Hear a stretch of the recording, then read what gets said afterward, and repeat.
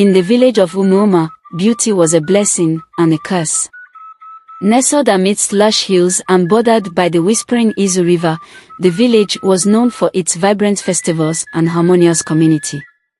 Yet, all of that began to unravel with the arrival of Oma. Oma's beauty was beyond comparison. Her skin glowed like the golden sands by the riverbank, her eyes sparkled like the morning dew, and her smile could melt even the coldest of hearts.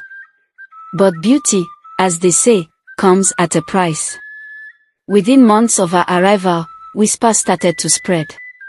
Husbands quarreled with their wives, young men due for marriage were bewitched by her charm, and women cast envious glares.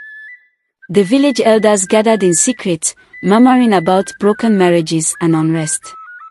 She must be using dark charms, accused Nena, a woman whose husband had left her to chase after Oma. No one can be that beautiful without evil magic. The elders were torn.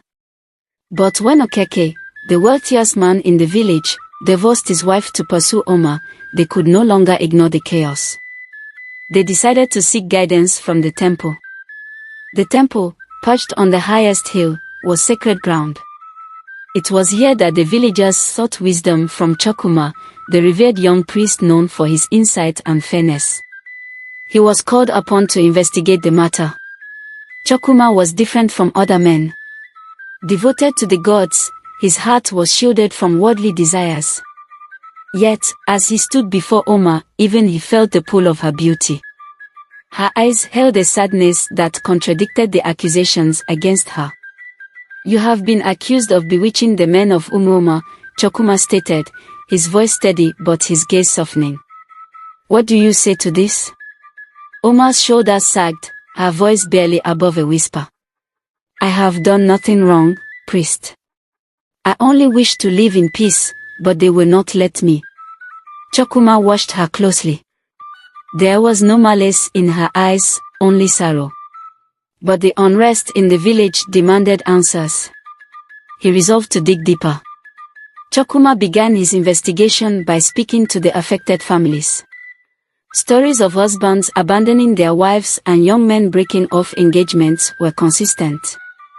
Each man claimed to have been enchanted by Oma's presence, unable to think of anything but her. As the accusations mounted, Chokuma's determination grew. He visited the marketplace where Oma sold her handmade jewelry. Hidden behind a vendor stall, he watched her interact with customers. She was kind, gracious, and spoke with a soft-spoken humility that seemed at odds with the claims against her. Then, he followed her to the riverbank where she gathered herbs. She sat alone, her face turned towards the setting sun, a look of profound longing etched across her features. Chokuma was about to approach her when he heard it, a faint whisper carried by the wind. "Oma! Oma, return to us." His blood ran cold. The voice was unearthly, echoing from the depths of the river. Oma stiffened, her body trembling as she turned away and hurried back to her hut. Chokuma knew the spirits were involved. He consulted the oldest priestess in Umuoma, Momonwe, who revealed an ancient tale. Long ago, the water goddess Mionwani fell in love with a mortal man, Momonwe began. She bore him a daughter of unimaginable beauty, but the man betrayed her for a human woman. In her sorrow, the goddess returned to the river, leaving the child behind. Chokuma's heart skipped a beat. "Oma, is she?"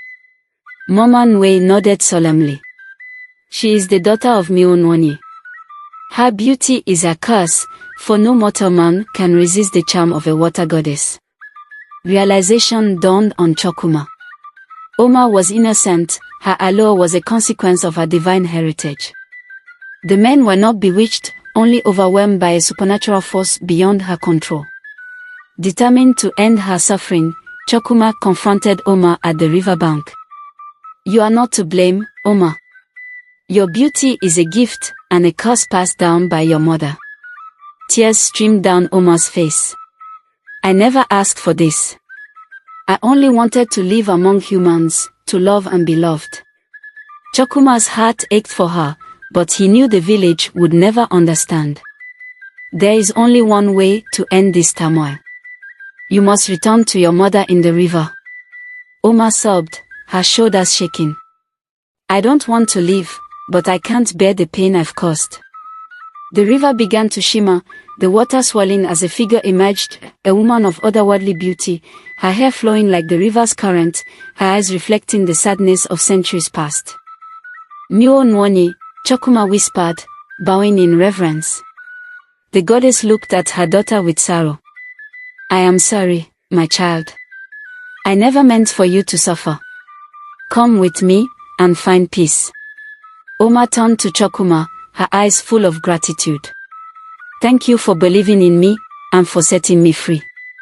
She stepped into the water, her body dissolving into the shimmering waves as the goddess embraced her. A soft breeze whispered through the air, carrying Oma's voice one last time. Goodbye, Chokuma. The river was still once more, the only evidence of what had occurred being the faint ripple where mother and daughter had reunited. Chokuma returned to the village, his heart heavy yet at peace. He told the elders that Oma had left the village to find her destiny, choosing not to reveal the truth. Gradually, peace returned to umuoma. The men's obsession faded, marriages were restored, and life resumed its rhythm. Yet, Chokuma often found himself at the riverbank, gazing at the water's surface, longing to see her reflection one more time. Oma's story became legend, a tale of beauty, sorrow, and the price paid for love. But Chokuma would always remember her not as an enchantress, but as a woman who longed to belong, a woman who loved too deeply, too purely, for the world to understand. And every time the river sang, he heard her whisper, "Goodbye, Chokuma."